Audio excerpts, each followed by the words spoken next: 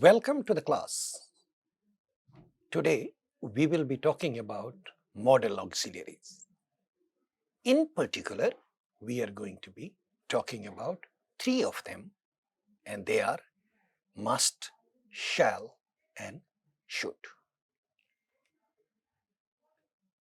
We want to talk about these three because they are probably most frequently used modals in English, and also our awareness about their specific uses helps us improve how we talk, how we sound, and how others perceive our skills in communication, accuracy, as well as our impact in speaking English. Let's go through these three one by one and talk about them for their impact. There are two specific things about each one of them that we need to keep in mind, and I plan to demonstrate these two things with you as we move on. Before that, please look at the term modals. I need to add a note here. In many literature, that is, many descriptions of modal in English grammar, many grammar books, many people talking about these terms in conversations, we tend to refer to modals as modal verbs. I want to underline it for you at this point here that modals are not verbs. Modals are auxiliaries. There are different types of auxiliaries in English. We should talk about two of them in particular. First of them is tense auxiliary. The auxiliaries that indicate tense. They are is, are, am, was, were. Some of these are singular markers and some of them are plural. For example, is and was. They are both singular markers, one in present tense and the other in past tense. Are and were plural markers, one in present tense and the other in past tense. Am is specific for first person pronoun. So such auxiliaries are called tense auxiliaries. Modal auxiliaries, on the other hand, do not indicate any tense. And this is the reason why we want to make this distinction that modals are not verbs, rather they are tense. In English, sometimes verbs do carry tense on verbs. That is, we do see some inflection of tense on verbs in English. But modal, which are also known as modal auxiliaries, you will not find any tense marker on them. Let's look at some of their uses and how they work. The first of them is must. This is an indicator of necessity. When we use this word, we also want to underline necessity with that. That is what we mean when we say the core meaning of must is that of necessity. So when we look at this example right in front of you on your screen, look at how thick that canopy is. The trees must have many branches. Please underline the use of must. It must be too cold in there without the room heater. The fan is not working. It must be power failure. So in all these examples, when you see the uses of must, it indicates necessity. The primary interpretation of this auxiliary is necessity. The second worth underlining point is in none of these cases, none of these sentences, these auxiliaries indicate any tense on it. So we are talking about the speaker's knowledge and awareness is what makes the deductions, which is seen as necessity. There is nothing in grammar that tells us about necessity, but it's our knowledge and awareness of the situation that helps us make the deduction about necessity. In some cases, or the second interpretation of this modal auxiliary must is that of obligation. It has several interpretation. For example, the first one is self-imposed interpretation of obligation. So look at the example. This is a weak, that is, self-imposed obligation is a weak form of obligation. And it involves first person. That is, mostly in the sentences we are going to see first person pronouns. So look at the examples. I must visit him today. I must clean the room. Now, think about the situations when we say such sentences. Even when we are telling these sentences to others, it's mostly a reminder to the self, which is also called sometimes talking to ourselves. So when I say, I must clean my room, more than giving this information to you, if I am talking to you about it, I am telling myself, which is what am I telling myself? That I must clean my room. Which is why we find it as weak obligation. And it is from this part that we derive its interpretation. The non-personal obligation is when we do not see the uses of the first person pronoun. So it involves human performers of the actions, and so for example, look at it. Submissions must follow the guidelines as instructed by the scientific committee. Look at this. What is the subject? Not the first person. It's not a self-imposed obligation, but it's a non-personal obligation in the sense that when we say a sentence like this, we are not telling somebody directly, but in an impersonal context, we are trying to put the record straight that you must follow the guidelines. That the must definitely gives obligation. The third part is the social obligation.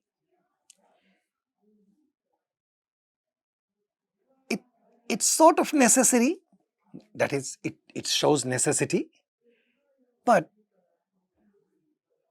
it is quite vague in terms of the actual occurrence of the event. For example, we are going to Bangalore tomorrow. We must visit Ramesh's uncle and his family. So, this obligation, sort of a social obligation of visiting somebody, is contingent upon the previous information that we are going to Bangalore tomorrow. So once this happens, then we must visit Ramesh's uncle and his family. when we say the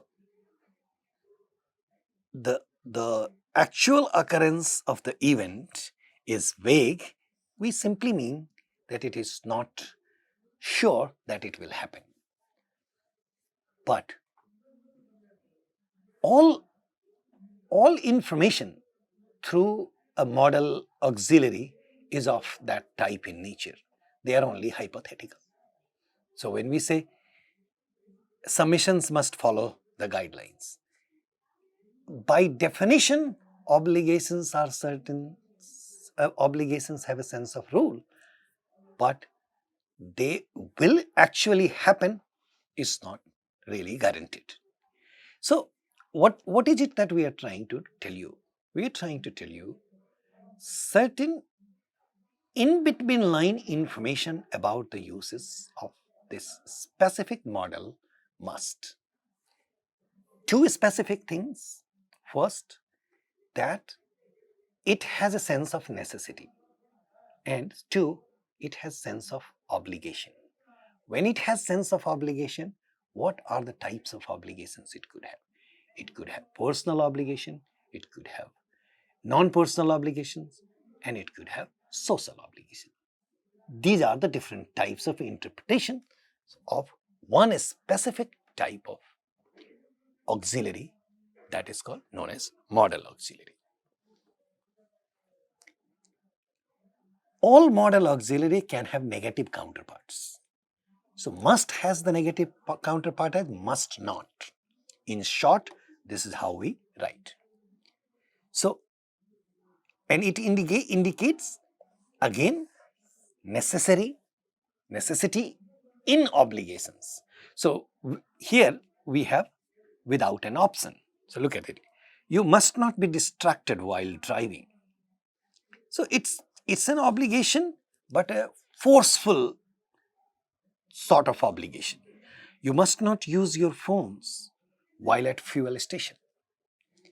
So the negative uses brings in the combination of the two, and therefore this obligation becomes little forceful.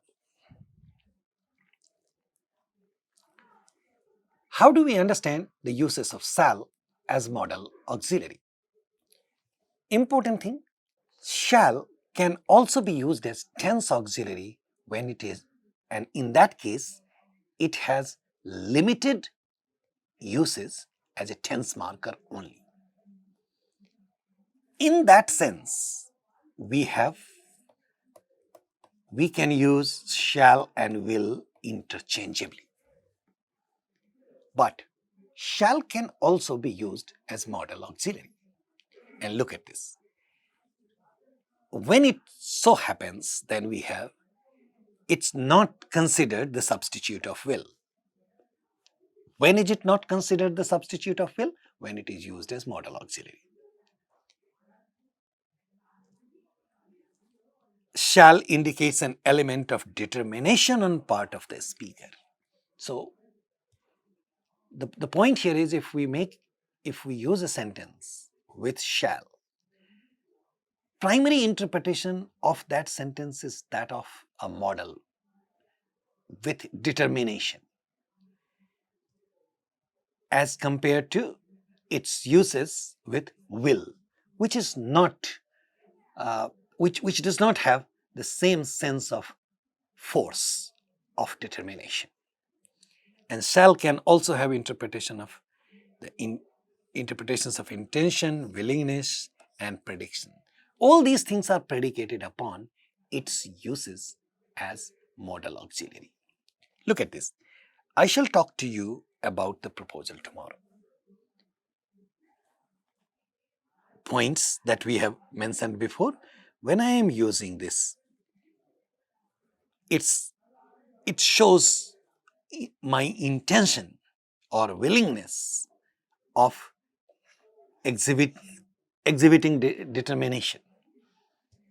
And with the first person use in the contemporary English, it is mostly of modal interpretation, not the interpretation of the tense. Shall we go? We shall have finished the work by noon. These are the different uses of shall as modal auxiliary. It can show a strong sense of obligation. It has, that is, socially oriented use with an interpretation of a strong obligation. Mostly it comes in legal context, but one can use this in interpersonal context as well. So the doctor, look at the example here, the doctors who do not abide by the guidelines of IMA for practicing medicine shall have their licenses revoked with immediate effect. Sounds like law, but you understand IMA. IMA is Indian Medical Association. So the doctors who do not abide by the guidelines of IMA for practicing medicine shall have their licenses revoked with immediate effect. The petitioner shall present the affidavit in regard to the issues submitted to the court. So, such language is used in the sense of strong obligations, where shall, we can use shall to indicate this strength of obligation.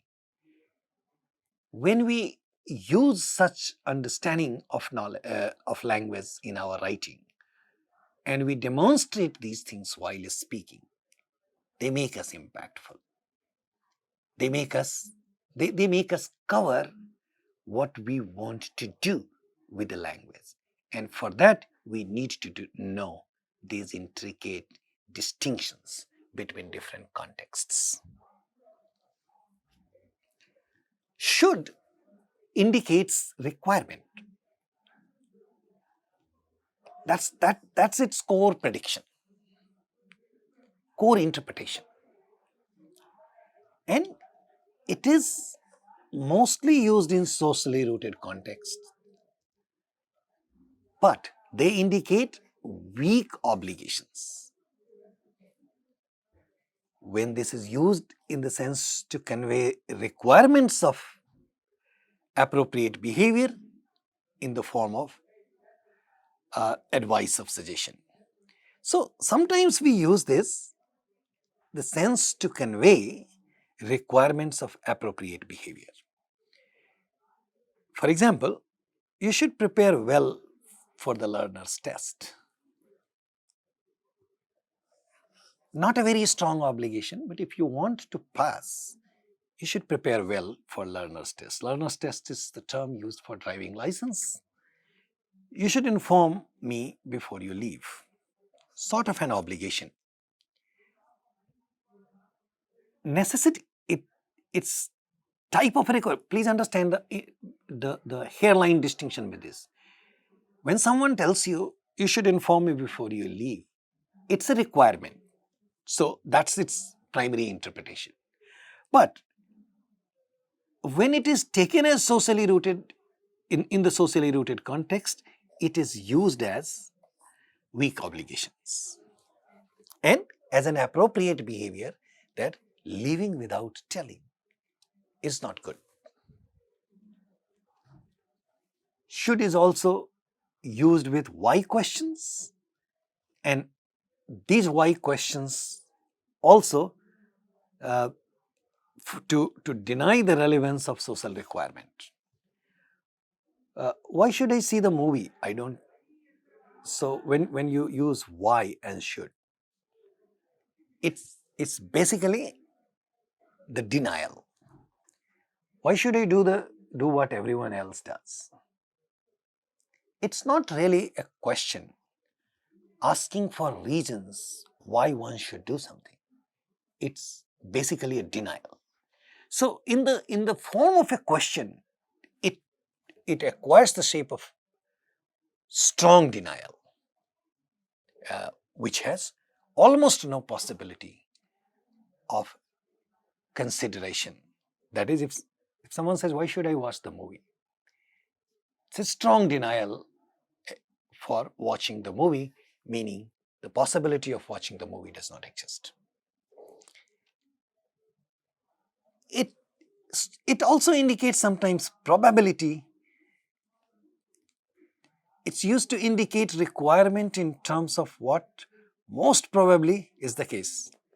That is, we can infer probability from the uses of should. Look at some examples.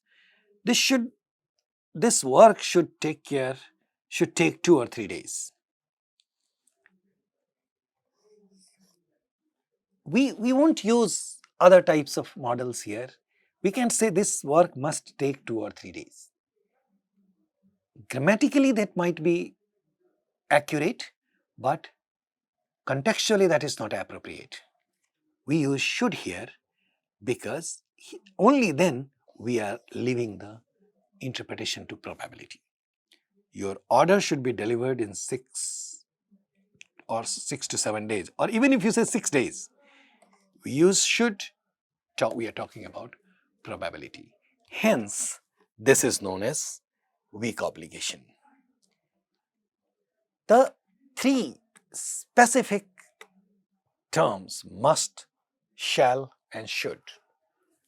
If we look at the hairline distinction between the uses of these 3 modal auxiliaries, three auxiliaries, we get some specific insights into how to use these things in a specific context and improve our writing, speaking and understanding to the next level. Thank you so much.